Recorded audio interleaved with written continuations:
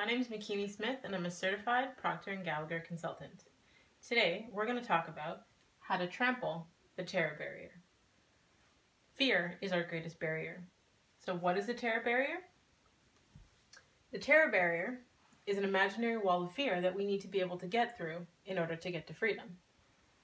And in order to get there, we need to understand.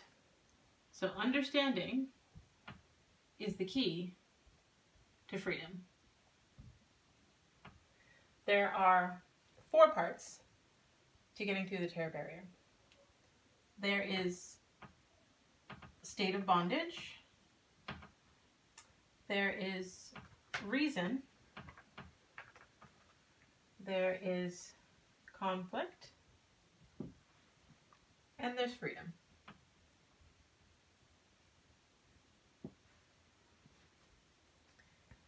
So this diagram here of the human body, we have the mind and we have the body. The mind has 2 parts. The first part of the mind is your conscious mind, which is your thinking mind. The second part is the subconscious mind, which is your emotional mind. And then we have the body. And whatever is impressed is expressed. So if we have X-type thoughts, which are negative thoughts, we get negative feelings. Impressed gives us negative behavior and actions, which equals negative results. Most people allow the outside world to affect how they think. So we have our 5 senses: see, hear, smell, touch, taste, and they impact how we think. So if you have a new idea and let's say you want to do something greater than what you're currently doing, you have this outside idea that you're trying to implement.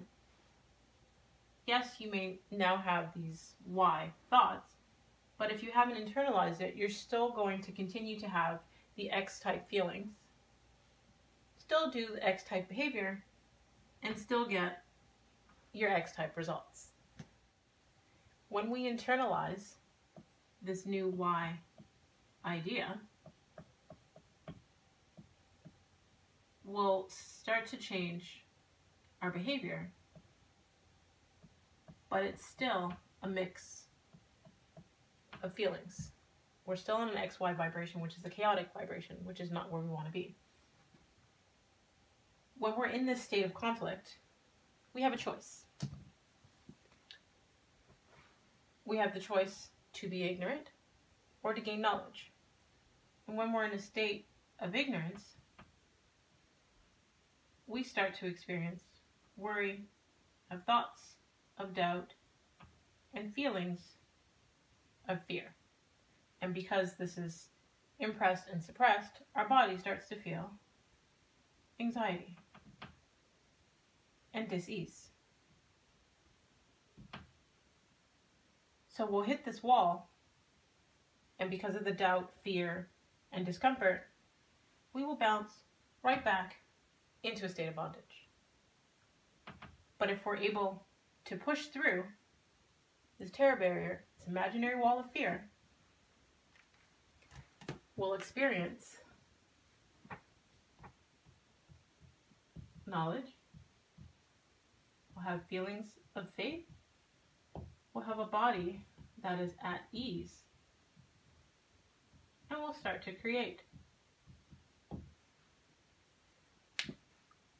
So let's say, for example, someone who wants to purchase a new home, someone who wants to start going to the gym, or we can use relationships for an example. This person here had a bad history of relationships. They have this new idea because they've met someone new and they're thinking about getting involved in a relationship. But their feelings, because of their experience from the past, is still negative.